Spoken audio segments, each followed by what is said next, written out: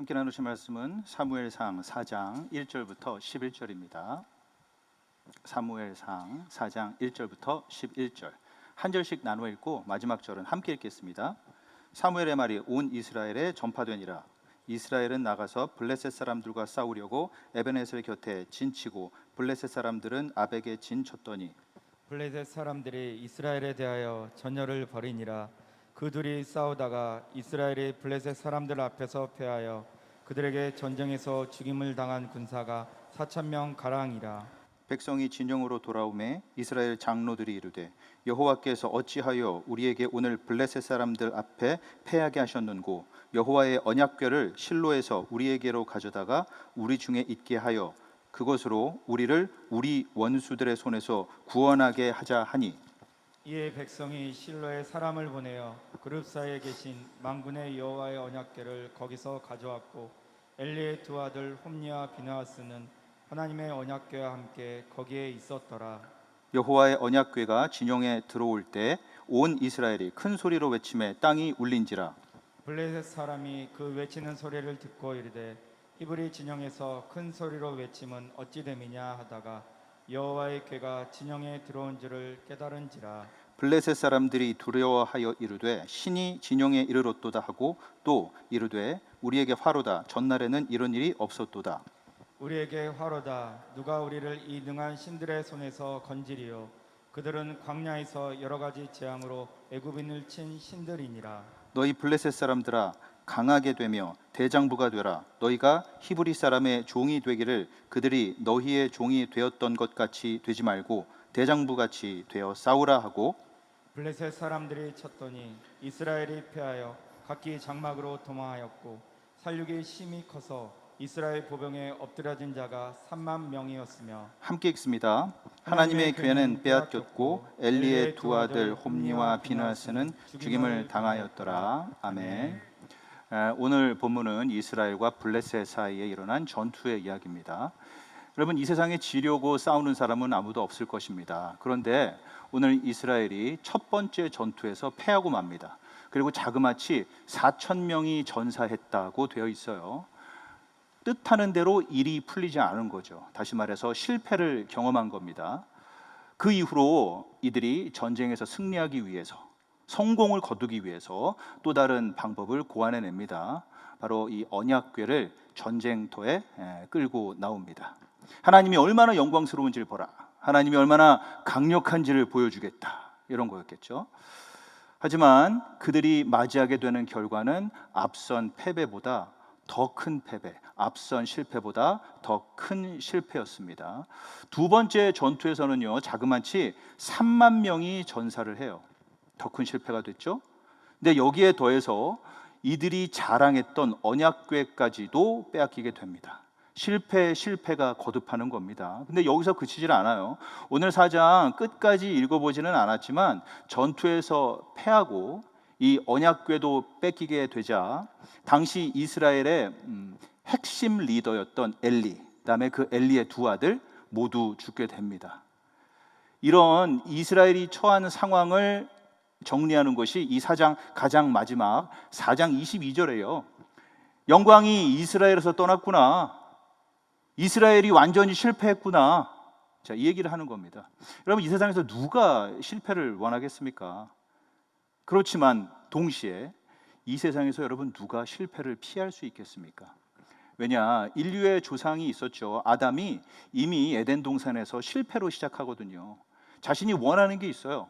하나님처럼 돼야지. 그런데 하나님처럼 될 수 없구나. 이걸 보게 되는 거죠. 여러분, 이게 바로 인류 역사의 시작이었습니다. 이후에 족장시대, 여러분 아브라함 아시죠?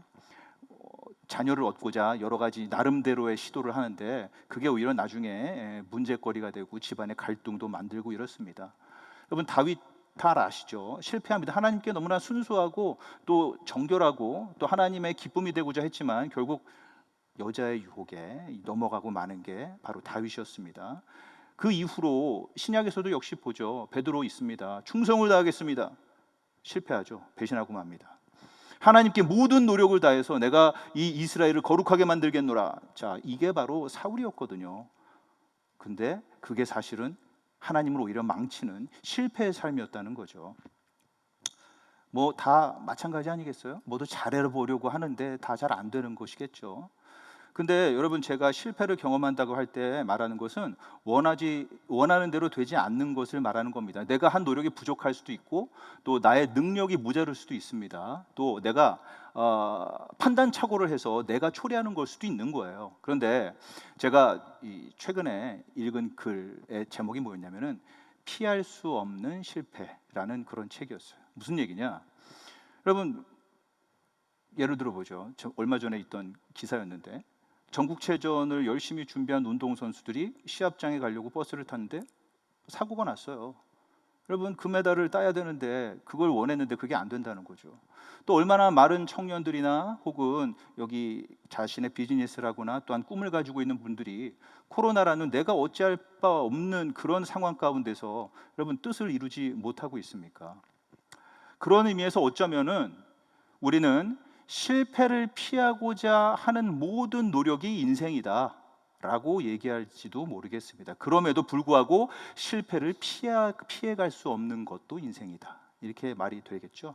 그렇기 때문에 어쩌면 우리는 어떻게 하면 실패를 안 하지는 굉장히 비현실적인 질문일지 모르겠어요. 오히려 어떻게 하면 우리는 실패를 최소화할 수 있지, 혹은 우리는 어떻게 하면 실패에서부터 회복될 수 있지가 오히려 더 실용적인 그런 질문으로 생각할 수 있겠어요. 그렇기 때문에 오늘 본문을 통해서 이 이스라엘의 실패를 좀 짚어보겠습니다. 그래서 이스라엘이 왜 실패했나를 보게 되면 그 실패의 폭을, 그 정도를 좀 줄일 수 있지 않을까 생각하는 거고요. 그다음에 그 이후에 실패에서 어떻게 회복할 수 있는지까지 오늘 본문을 통해서 알아보도록 하겠습니다. 먼저 이스라엘의 실패 원인, 그 첫 번째를 볼 수 있는 게, 이들이 참 아이러니한데 성공을 위해서 하나님을 끌어들입니다.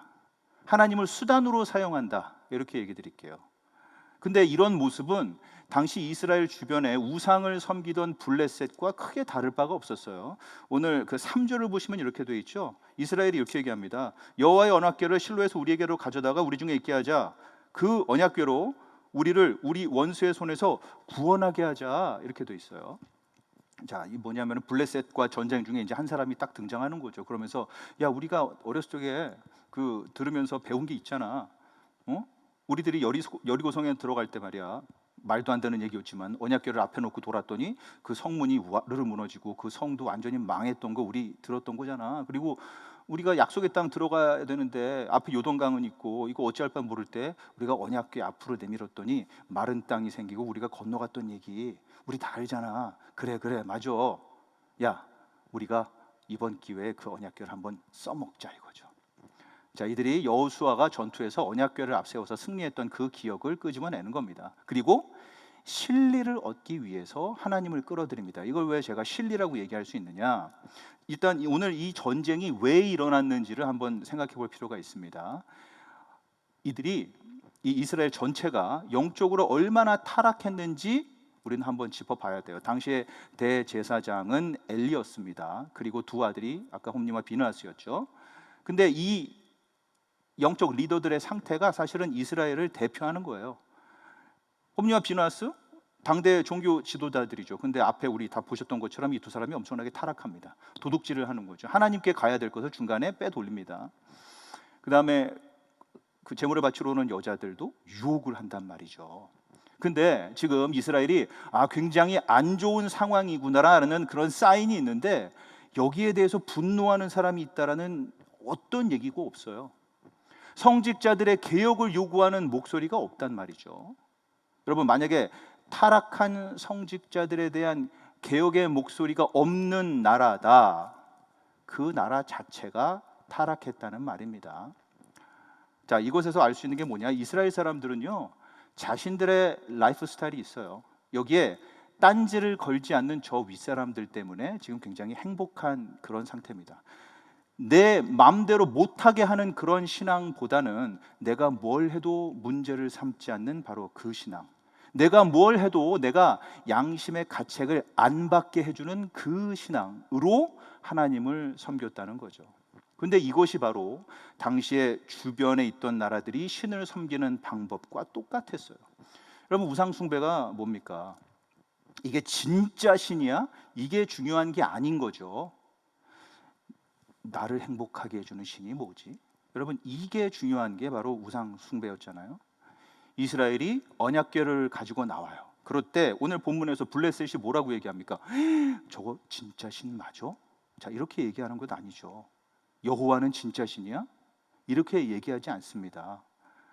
이들도 여호와라는 신을 인정한단 말이죠. 그 존재에 대해서 확인을 합니다. 하지만 무슨 얘기를 합니까?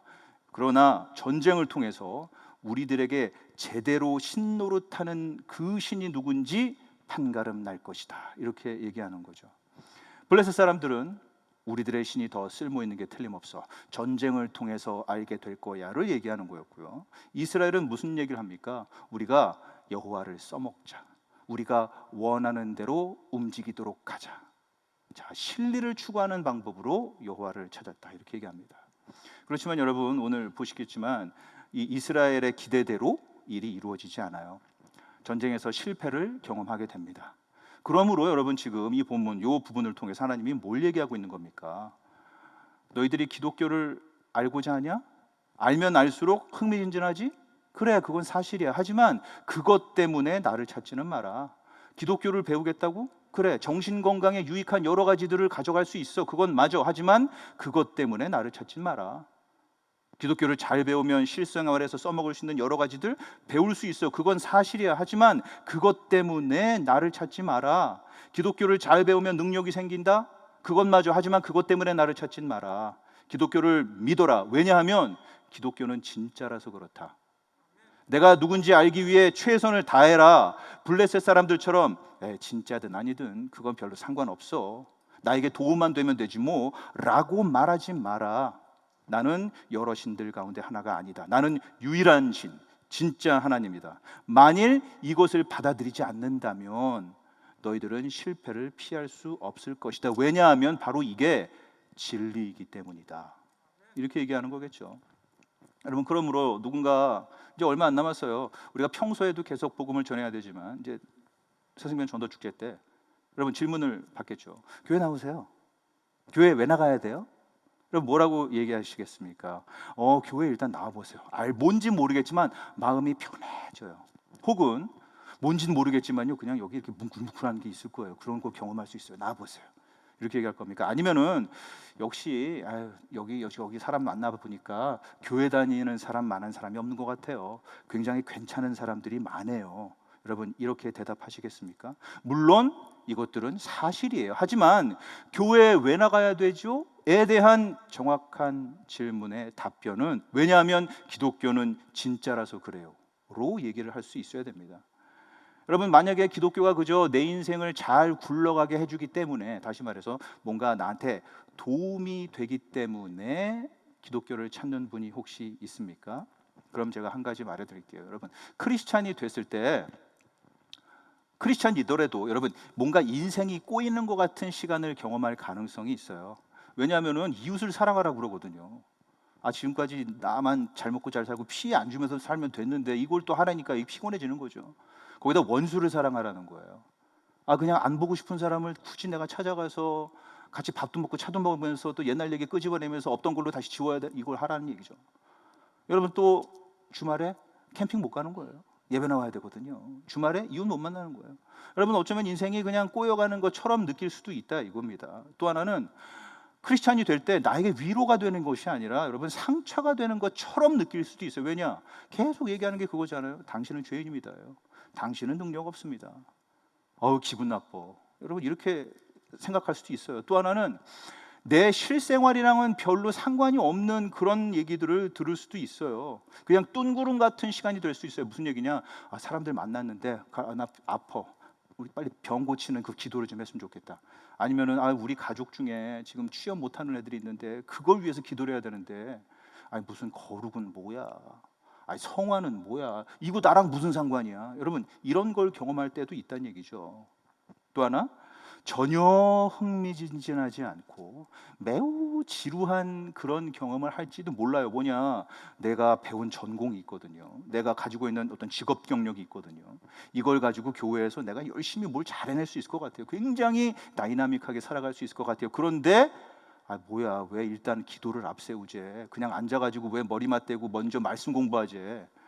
여러분, 이거를 경험할 수도 있다, 이런 얘기죠. 하지만 여러분, 그럴 때도 여전히 여러분 크리스찬으로서 남아 있을 수 있겠습니까? 그럼 홈리와 비나스 왜 실패하는 겁니까? 왜 이스라엘이 실패하는 겁니까? 언약궤를 꺼내서 뭘 어쩌겠다는 겁니까? 나는 그냥 내 인생 전부를 다 내던지지는 않았으면 좋겠어. 나는 그냥 내가 필요할 때만 언약궤를 쓰면 될 것 같아. 나는 내가 필요할 때만 그냥 기도했으면 좋겠어. 항상 하나님과 지내고 싶지는 않아. 여러분, 하나님은 절대로 이런 것들을 성공시키지 않습니다. 내 마음은 안 줄 거야. 능력만 있었으면 좋겠어요. 굳이 관계를 맺고 내가 변해야 되고 그런 건 싫어. 하지만 능력만 받았으면 좋겠어. 여러분, 하나님은 이런 식으로 일을 하지 않는다는 거죠. 우리들이 실패하는 이유는 뭘까? 전적으로 우리를 다 내어 맡기지 않아서 그렇습니다. 우리는 납작 엎드려야 합니다. 우리는 무조건적으로 순종하고 항복해야 됩니다. 왜냐? 그분이 유일한 진짜 하나님이므로. 우리가 그분을 나의 수단으로 삼을 때 우리는 실패를 경험할 수밖에 없을 거예요. 그 다음 왜 또 실패를 하는지 보잖아요. 이 이스라엘이 하나님을 오해해요. 이스라엘이 하나님을 디자인합니다. 이렇게 얘기 드릴게요. 먼저 우리 언약궤를 잠깐 언급을 해야 되는데 4절을 보시면 이렇게 나와 있죠. 그룹 사이에 계신 만군의 여호와의 언약궤, 이렇게 되어 있어요. 짧게 얘기 드릴게요. 기본적으로 언약궤는 금도금이 된 나무 상자입니다. 그리고 그 상자 위에 순금으로 된 이 덮개가 있어요. 그리고 그 덮개 위에 바로 그룹이라고 되어 있는데 천사의 모습이 있습니다. 그리고 그 언약궤, 그 금으로 도금이 된 나무 상자 안에는 하나님의 계명이 기록된 그 돌판이 들어가 있는 거죠. 그리고 이 언약궤는 어디에 있느냐? 이 성막 중에서도 가장 중요한 자리, 지성소라는 곳에 있습니다. 자, 이 지성소에 언약궤를 보러 들어가는 사람도 굉장히 한정되어 있고 또 아무 때나 그냥 들락날락 할 수 있는 그런 데가 아닙니다. 모세가 이 언약궤에 들어간 적이 한 번 있어요. 그리고 그거를 한번 기록한 적이 있거든요. 그래서 언약궤의 모습이 무엇인가를 봤더니 바로 이 아까 얘기한 두 그룹, 두 천사 사이에 하나님의 영광이 있었다, 이렇게 얘기를 합니다. 그리고 하나님의 목소리가 바로 이 두 그룹, 요 영광, 이 속죄소, 이 그 황금 뚜껑에서 하나님의 목소리가 나오더라. 이 얘기를 모세가 한 적이 있습니다. 그런데 여러분, 이렇게 한번 생각해 보세요. 모세가 지금 하나님을 거기에서 들었다고 하는데 모세 맨 처음에 하나님 어떻게 들었는지 기억나시죠? 불타는 떨기나무에서 하나님의 목소리가 들렸단 말이죠. 하나님이 목소리를 들려주시기 위해서 잠시 동안 그 떨기나무를 사용하신 바가 있었습니다. 그러면 여러분, 아브라함 때를 한번 기억해 볼까요? 아브라함과 하나님이 언약을 맺을 때인데 창세기 15장 보시면은 하나님이 동물 시체를 양쪽으로 갈른 그 사이로 이 횃불로서 지나간다, 화로로서 지나간다. 자, 이런 표현이 나옵니다. 욥기에서는 어떻습니까? 욥기 그 친구들과 욥이 막 논쟁을 벌이다가 38장에 하나님이 나타날 때 그때는 폭풍우에서 하나님의 목소리가 나와요. 자, 뭡니까? 하나님은요, 어떤 물건이든지 어떤 자연 현상이든지 다 자신의 표시로 사용할 수 있는 분입니다. 하나님은 어떤 사람이든지 어떤 방법이든지 어떤 장소든지 다 사용할 수 있어요. 그렇다고 해서 그분이 어딘가에 또 매여 있느냐? 그것도 아닙니다. 어딘가에 영구적으로 붙어서 살아가는 그런 분도 아니에요. 곧 그분은 절대 주권자입니다. 예를 들어 볼까요? 오늘 본문에서 언약궤에 나오시잖아요. 언약궤를 앞세운 수만의 이 군대가 전쟁터에 나가는 거예요. 그 수만의 군대가 언약궤를 둘러싸는 거예요. 근데 언약궤에 힘을 못 내요. 다 죽습니다. 근데 여러분, 그게 4장이었거든요 5장 넘어가시잖아요. 블레셋 그 적진에 이제는 군인 한 명도 없이 언약궤만 떨렁 남아 있어요. 그런데 여러분, 무슨 일 벌어지는지 아십니까? 블레셋의 모든 도시들이 초토화되는 거예요. 언약궤 하나 때문에. 곧 하나님은 스스로 존재하시는 절대 주권자라는 겁니다. 무엇이라도 사용할 수 있고 어떤 일이라도 할 수 있는 분이 바로 하나님인 거죠. 여러분, 요새 새신자들이 많이 오시잖아요. 정말 많이 오신단 말이에요. 근데 이 새신자들이 다른 교회 좀 신앙생활을 하시다가 오신 분들이 꽤 있어요. 그러면서 여기에서 자신의 어떤 뭐라 그럴까, 영적인 성장, 아니면 자기가 하나님을 만난 이야기, 뭐 이런 것들을 이제 해주신단 말이죠. 그러니까 자기의 간증을 해요. 그러면서 이런 것들을 이제 종종 들려주시면 우리 성경 공부할 때 이럴 때 뭐 들을 기회가 있었거든요. 그러면서 이제 하는 얘기가 이거죠. 성령 충만한 교회들은 있잖아요, 이런 프로그램을 하더라고요. 제가 거기 있을 때 와, 그 프로그램을 하니까 사람들이 변하고 대단했어요. 그 교회가요, 성령 충만한 게 틀림없는데, 와, 음악을 하잖아요. 그런 음악을 하는 데가 바로 성령 충만한 교회인 것 같아요. 그리고요, 거기서는요, 이런 프로그램을 돌리더라고요. 와, 여기서 바로 사람들이 변하는 게 틀림없어요. 제가 그걸 봤거든요. 자, 이런 얘기들을 하신단 말이죠. 지금 뭐 하는 겁니까, 여러분? 무슨 얘기를 하는 겁니까? 하나님을 특정 장소에 밀어넣는 거죠. 하나님을 특정 프로그램 안에 가두어 놓는 겁니다. 하나님을 특정 스타일에 의지하는 분으로 만들어 놓는 거예요. 내가 다녔던 그런 교회가 바로 하나님이 일하시는 그런 교회입니다라고 얘기를 한단 말이죠. 여러분, 개인의 그 영적 생활에서도 그렇습니다. 제가 내가 좀 메말랐구나, 자, 이렇게 생각이 들 때가 있어요, 영적으로. 그러면 이제 조용히 앉아가지고 전에 내가 감명받았던 그 구절을 이렇게 봅니다. 아니면은 큐티하다가 제가 적었던 그 구절들을 쭉 보는 거죠. 다시 한번 보는데, 근데 그 처음 볼 때만큼 제 마음이 움직이지 않아요. 그때는 괜찮았는데 지금은 왜 안 되지? 왜냐? 제가 이미 그 전에 했던 방법 가운데 빠져 있기 때문에 그렇습니다. 이게 통해야 되는데, 이렇게 하면 됐는데. 여러분, 하나님은 바로 이런 것들을 뒤엎어버리는 그런 하나님이라는 겁니다. 자, 개인의 경건 생활도 여러분 다양해질 필요가 있어요. 어느 날은 한 구절을 하루 종일 묵상할 때도 있지만, 어느 날은 여러분 한 절을 통째로 읽을 때도 있고, 그냥 성경을 줄줄줄 읽어 나가야 할 그런 때도 있는 겁니다. 어쩔 때는 설교를 한 번 들었는데 다시 한 번 들을 때도 있는 거고요. 어쩔 때는 여러분 찬송가 계속 흥얼거리면서 그 가사를 묵상할 때도 있는 거고요. 어쩔 때는 여러분 좋은 책을 한번 꺼내가지고 그거를 읽을 때도 있어야 된다는 얘기예요. 성경 구절이 하나 확 들어왔어요. 와, 일주일 동안 떠나지 않아. 그걸 계속 묵상해. 그런데 여러분 아세요? 그거 계속 가지 않습니다. 언젠가는 그 방법도 안 통해요. 왜 그러느냐? 하나님은 계속 움직이는 하나님이기 때문에 그렇습니다. 왜 그러냐? 하나님은 우리들이 방법에 의지하는 것을 원하지 않기 때문에 그래요. 하나님은 우리들에게 스타일에 의존하는 것을 원하지 않습니다. 놀랍지 않으세요? 수만 명의 군인들 사이에서 언약궤가 아무런 힘이 없어. 근데 그 다음날 언약궤 단 한 명의 군대도 없는데 적진을 초토화시켜요. 자, 이게 무슨 의미입니까? 그러므로 여러분, 우리들은 뭘 하든지 여러분 최선을 다해야 됩니다. 우리는 알차게 각종 모임도 다 준비를 해야 돼요. 그다음에 우리는 뭐 탄탄한 조직도 만들어야 되는 거고요. 그다음에 수준 높은 찬양, 음악도 다 준비를 해야 돼요. 왜냐? 하나님이 언제 어떻게 쓰실지를 모르는 거예요. 왜냐? 그렇기 때문에 하나님께 걸맞는 것으로 항상 준비를 하고 있어야 되는 거예요. 하지만 여러분, 음악도 아닌 거죠. 여러분, 조직 좀 모자르다고 해서 거기에서 또 안 되는 것도 아니죠. 왜냐?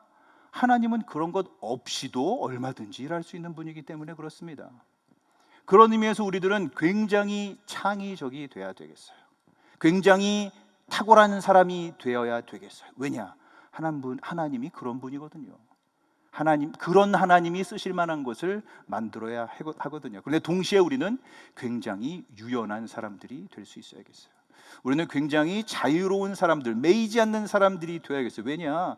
하나님이 그런 분이거든요. 어떤 방법, 어떤 장소에도 매이지 않습니다. 그분은 언약궤를 떠날 수도 있고 언약궤와 함께 할 수도 있는 분이었어요. 여러분, 이스라엘이 왜 실패하느냐? 언약궤가 나쁩니까? 언약궤가 뭐 잘못된 겁니까? 언약궤는 하나님의 표시이지 하나님 자체가 아니거든요. 언약궤는 하나님이 사용하는 도구이지 하나님의 능력 그 자체는 아니거든요. 방법과 규칙으로 하나님을 구한다면 여러분 실패를 피하기 어려울 겁니다. 자, 이 두 가지가 짧게나마 볼 수 있었던 그 실패의 원인. 그러므로 우리 이런 것들을 이제 주의하게 되면은 실패 정도를 좀 줄여나갈 수 있겠죠. 할 수 있는 최대한으로 실패를 피할 수도 있을 거예요. 자, 그렇다면은 이제 이 실패에서 어떻게 회복할 수 있느냐, 이걸 좀 봐야 되는데, 자, 일단은 이거 한번 보시죠. 하나님이 왜 자신을 이렇게 불타는 떨기나무에서 보여줬었는데 왜 그것과는 다르게 이제 언약궤를 사용해서 자기를 보여주시냐 이거죠. 그전에는 욥기에서 폭풍우에서 자신을 보여주셨는데 왜 이번에는 언약궤를 통해서 보여주시냐 이거예요. 왜냐하면은 언약궤는 우리가 어떻게 하나님을 수단으로 삼지 않으면서, 어떻게 우리가 하나님을 기계처럼 설명서를 읽고 버튼을 누르지 않는 것처럼 인격적으로 만날 수 있는지를 보여주는 그런 좋은 그림이 되기 때문입니다. 자, 언약궤 아까 말씀드렸죠. 하나님이 영광 가운데서 말씀을 하시는 분이에요. 그런데 이 영광이 어땠느냐? 모세가 말하기를 두 그룹 이 천사 사이에 영광이 있다. 그리고 그 영광이 거하는 이 속죄소, 이 금 뚜껑 위에서 하나님이 말씀을 하신다, 이렇게 얘기를 합니다. 자, 그럼 이곳에서 무슨 일이 벌어지느냐? 대제사장이 1년에 한 번씩 그곳에 들어갑니다. 속죄소에 들어가요. 근데 모세가 하나님의 이야기하기 위해서, 하나님은 대제사장이 하나님께 이야기하기 위해서는 피의 제물을 꼭 가지고 들어가야 돼요. 다시 말해서 대속제물이 있어야 된다는 겁니다. 왜냐하면은 이 피가 모세와 대제사장에게는 방패가 되는 겁니다. 왜냐? 아까 얘기했죠. 속죄소 안에는 하나님의 율법이 들어있어요. 그리고 그 율법은 이렇게 얘기합니다.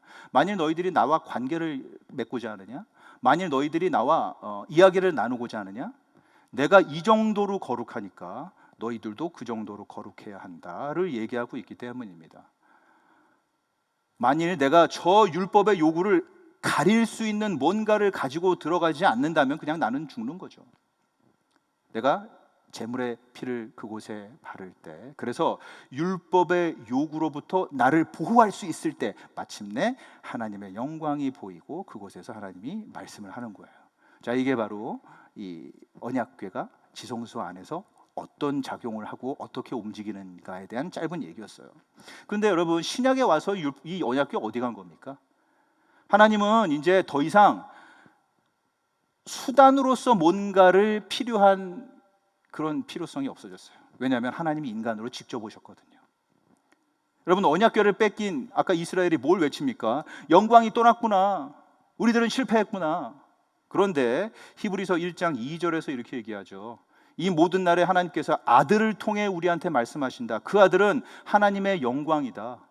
아들이 영광이고 그 아들이 역시나 말하는 거죠. 여러분, 예수님이 바로 그 말씀하시는 하나님의 영광입니다. 다시 말해서 우리 예수 그리스도는 바로 진짜 언약궤라는 거예요. 이스라엘이 놓쳐버렸다고 그렇게 안타까워하던 바로 그 하나님의 영광 자체가 우리 예수 그리스도인 거죠. 여러분, 예수 그리스도 죄와 사망을 물리치고 우리들에게 승리를 가져다 준 진짜 언약궤인 거죠. 여러분, 예수님을 보십시오. 얼마나 변화무쌍해요. 그분이요, 불쌍한 사람들, 자기 친구가 죽었을 때 울어요. 그러다가 갑자기 자기에게 공격해 오는 그런 그 엘리트들, 정치 지도자들에게는 또 굉장히 근엄해져요. 그러다가 그분이 또 아이고 배고파, 먹을 것 좀 없냐? 먹을 걸 찾아요. 그러다가 갑자기 귀신 나가, 뭐 하는 짓이야? 굉장히 근엄해지죠. 그러다가 뱃머리에서 갑자기 자요. 그러다가 폭풍우, 조용히 하네? 여러분, 한 방에 물리치는 거죠. 그러다가 갑자기 아이고 애기들 어서 와, 우리 꼬마 애들을 또 그렇게 좋아하시다가 갑자기 그 최고의 엘리트들한테 아주 날카로운 논쟁까지도 하시는 분이에요. 이게 무슨 얘기냐? 예수는 완전히 종잡을 수 없는 분이죠. 여러분, 예수는 뭔가에 갇히는 분이 아닌 거예요. 그분은 뭔가에 휘둘리는 분이 아니에요. 그런데 그런 그분이 과연 뭘 하는 겁니까? 그런 분이 십자가에 올라갑니다. 우리들은 하나님을 써먹으려고 했어요. 그리고 우리에게는 실패가 마땅했습니다. 예수는 하나님을 섬기고자 했어요. 성공이 마땅한 겁니다. 근데 그분이 십자가에서 뭐라고 얘기하는 겁니까? 나의 하나님 왜 나를 버리십니까? 그리고 온 세상이 어둠으로 뒤덮입니다. 하나님의 영광이 그로부터 떠나가는 거죠. 예수께서 우리가 경험했어야 할 그 실패를 대신 경험하시는 거죠. 그러면서 우리가 그 실패로부터 회복될 수 있는 길을 열어주시는 겁니다. 여러분, 하나님 앞에서 죄인인 것을 고백할 때 하나님의 영광이신 예수가 우리와 함께하는 거죠. 여러분, 이것이 복음 아닙니까? 다시 말해서 우리가 죄인입니다. 우리는 실패자입니다. 하나님 앞에서 이걸 인정할 때 하나님의 영광이신 예수, 바로 그 궁극의 성공이 우리 것이 되는 것이죠. 여러분, 우리들이 최선을 다했어요. 잘 알고 있습니다. 제가 굉장히 젊은 시절 모든 것을 다 해서 정말 열심히 살았던 한 사람을 알고 있어요. 근데 원하는 것을 얻지 못했단 말이죠. 제 아내니까 제가 잘 알고 있습니다. 그다음에 정말 착하게, 정말 너무나 손가락질 안 받게 열심히 살아가고자 하는 그런 분들이 있어요. 근데 오늘 아침에 얼굴을 보니까 어제 아침에 봤던 그 못난 얼굴, 그 죄 짓는 얼굴, 그 부끄러운 얼굴이 그대로 있었다 이런 얘기죠. 여러분, 그래서 종종 하는 얘기가 이거예요. 내가 그렇게 열심히 했는데 뭐 10년, 20년 그냥 열심히 살았는데 이제 나이도 먹고 세월도 지나고 좋은 시절 다 갔네. 나한테 좋은 기회가 있었는데 내가 그때 선택을 잘못했지, 다 놓쳤어.